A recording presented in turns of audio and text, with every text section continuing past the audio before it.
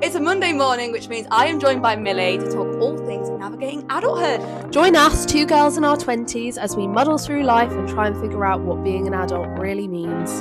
You can find us on Spotify, Amazon Music, Apple Podcasts and YouTube. Please do give us a follow and check out our socials at No Longer Legally Detained.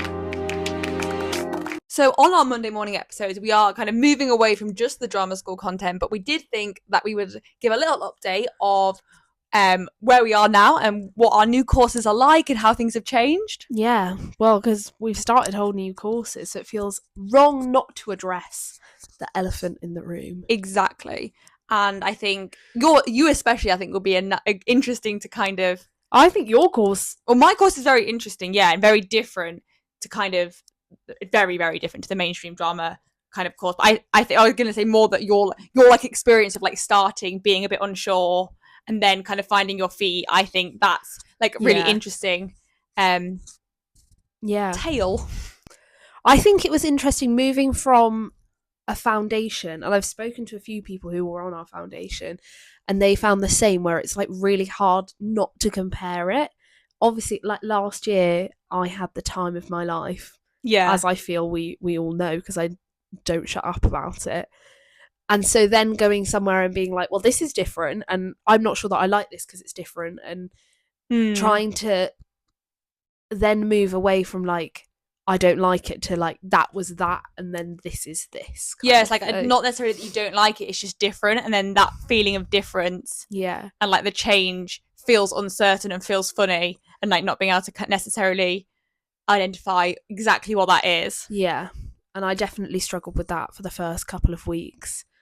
But I'm a lot more settled now, I guess. And also like for you, like you've gone, like you're obviously the foundation was in musical theatre, and like changing to acting, is that like, is there a bit, obviously, and I know they're both at very different institutions, and like each school will be different, each kind of, even the same course, like musical theatre at one school will be different, very different to another school, but like, so you thought you can't compare. Acting is not more relaxed, but because it's not more relaxed, and you still do, like, there's still long days and you still do lots, and it's very like physically and mentally draining in a good way. Absolutely, but just like, you know, it's still exhausting adjusting to a new course. And I think that is definitely a thing with like drama school, is that thing of like people being like, you can't complain because you're like, you've got where you really want to be. And actually, it's not even complaining about the exhaustion necessarily. It's like, yes, you are tired, and that's not necessarily a bad thing. Obviously, sometimes it is. Sometimes it gets too much, but that's just human.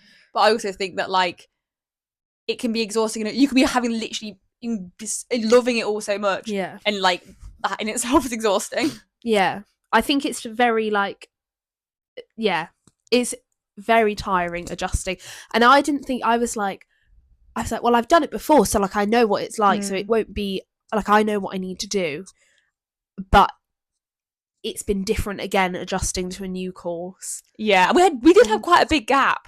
Yeah, as well. In my head, we didn't have that big of a gap, but in reality, we had like a good 9 months. Yeah, 9 not months? 6 months. 6 months. But also because you stayed up where we were. Yeah. Whereas I was back home. So I think my gap felt longer because you were kind of there, but you just weren't going. I just wasn't going in. Yeah. Yeah. Interesting. How have you found the adjustment going back into? I think it's been really interesting, and my course could be a whole podcast in itself. And I think what I've been looking to do, like I never thought, as like I mentioned before in the podcast, that like drama school arts education was never what I expected or even thought I was going to be doing. Like, not, and that wasn't in a good or bad way, it just had never like crossed my mind during what was going on. And I think going like last year on our foundation was definitely like, obviously going back into education after 5 years is a massive shock to the system, and especially when you go somewhere like drama school where it's not like, you know, other people's university experiences, like it's obviously very contact hours are very heavy and very like a lot more intense, but obviously also not as much necessarily academic written kind of stuff, whereas the course that I've gone to do now is the epitome of who I am. Like, I'm so glad that I found the place that I found. And I think it's really interesting because it was not somewhere that I'd even necessarily heard of, didn't even realize that kind of course was there.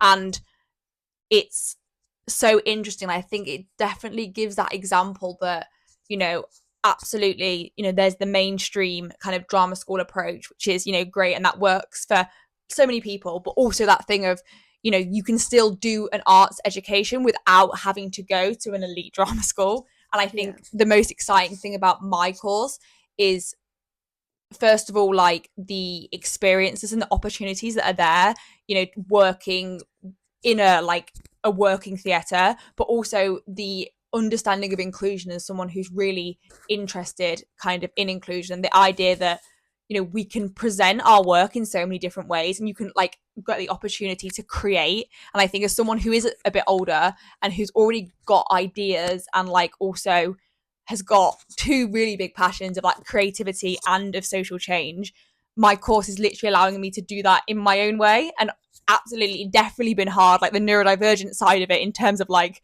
coming to a whole new place, adjusting, coping, like living by myself. And that thing of, you know, since I was very little, like I've always like cooked my own food and been relatively independent, but just that kind of, I think also maybe comes with like, I guess like a trauma response of like constantly being hyper vigilant and constantly being like almost on edge. I think that's been something that has been really tricky. And I would say that I even now, like I'm not 100% settled. I'm actually nowhere near in my own way, but also equally like I'm at a place where hopefully they understand and they get that, and they can see that, you know, you're allowed to navigate things in a different way. And I think definitely like, yes, it's a very, very, very different. I mean, if you know, if me and Millie described our weeks, they would be polar opposites, so different. But I think that which is exciting, and it's just so nice that there are places that offer different ways of doing it. And I think definitely, you know, if you there's actually, I was going to say, because like the plays that I've been to see recently, it's so interesting because like half the cast won't have done like traditional training, and yet they'll be so successful. And they're in like West End plays, and you think like, I feel like for such a long time, and I know like on our course last year it was all like drama school isn't the barometer of success, but actually going to shows and like seeing that like these people did courses in completely different things, because like some of them have their like bios and it'll be like trained in like fine art at this and I think place. I guess like that's what we came from, that different thing of like, obviously a lot of the people that you were with had always like drama school had always been like a thing, whereas and like actually in a different way, like I never necessarily, I suppose that thing of like my course obviously isn't like just acting, or isn't like not just playing like all musical theatre or like just performing, but I think that thing of like, I guess it's more of that thing of like there are other options and like there are other ways of doing like performing arts training and like just art training in general. And I think as someone who, not that I don't want to perform, I absolutely love performing, I definitely do want to perform. For me, like, and that's the thing of, you know, we're all different. I couldn't hack what you were doing. No way. I would literally be. I don't even know that I can hack what I'm doing. Well, no, that's awkward. Okay. No, I can't. But it's hard. It's one of those things where like you kind of just end up doing it. Yeah. Because it's like. And also, I think, but and that's not because you've got to, but because you love it. And because like. And I think it's not. I mean, even like in terms of I was like that, but also that meaning of like.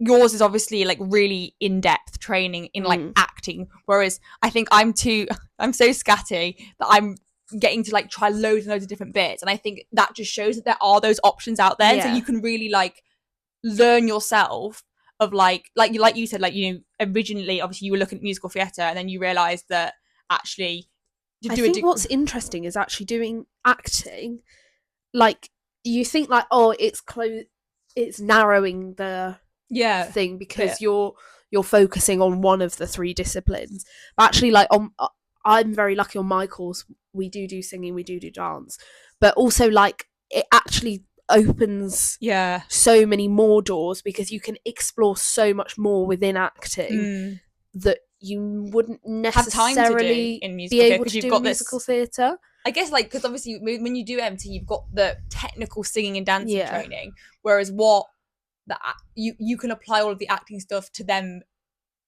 that you would learn in acting.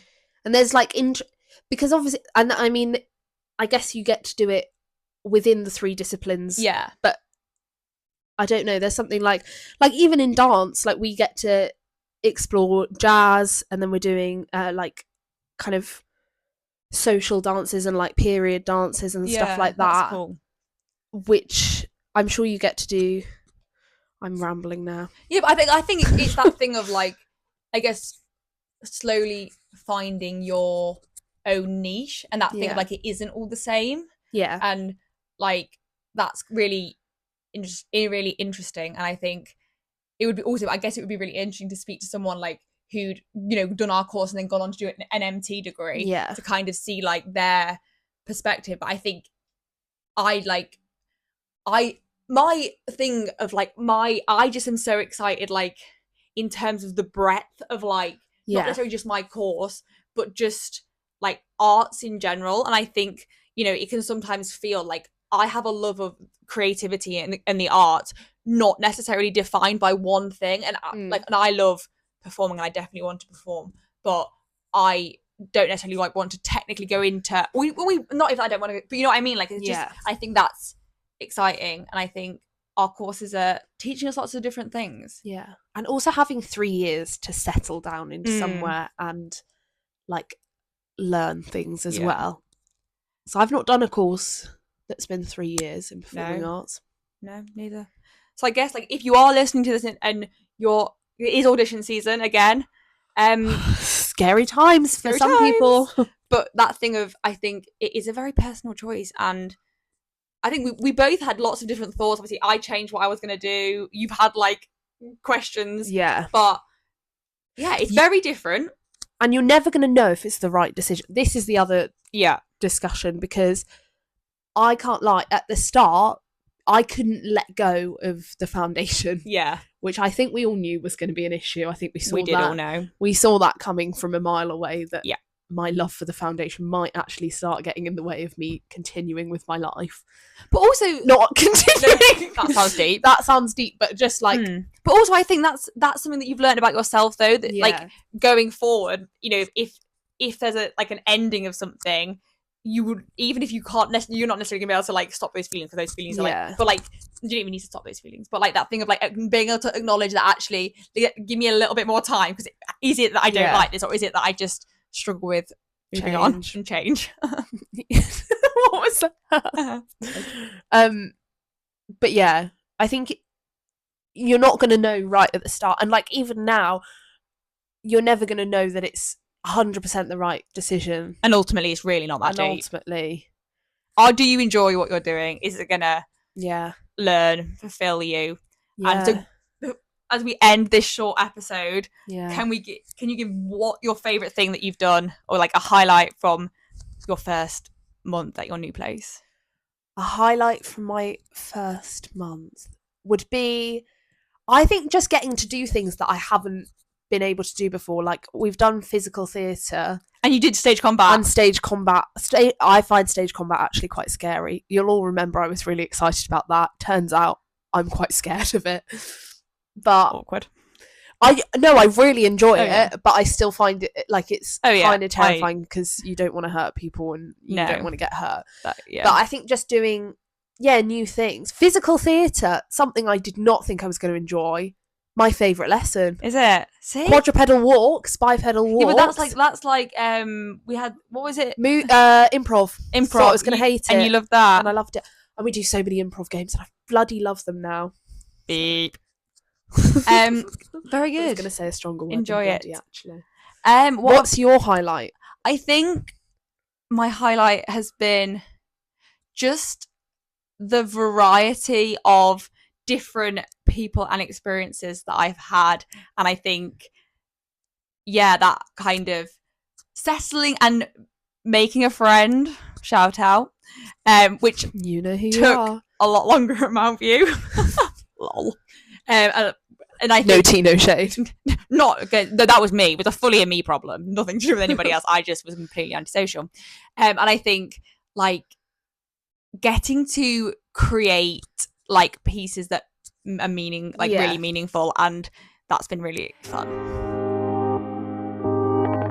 Thank you so much for joining us on this episode of Monday Mornings with Millie. If you like this episode or are loving the podcast, please give us a review and check out our Instagram, No Longer Legally Detained the podcast, and the podcast section of my website, www.legallydetained.co.uk. You can also check out Hannah's Instagram at Legally Detained and tune in on Thursdays for Thursday Thoughts with Hannah. We hope you have a great week and we'll see you soon. Bye-bye. Bye.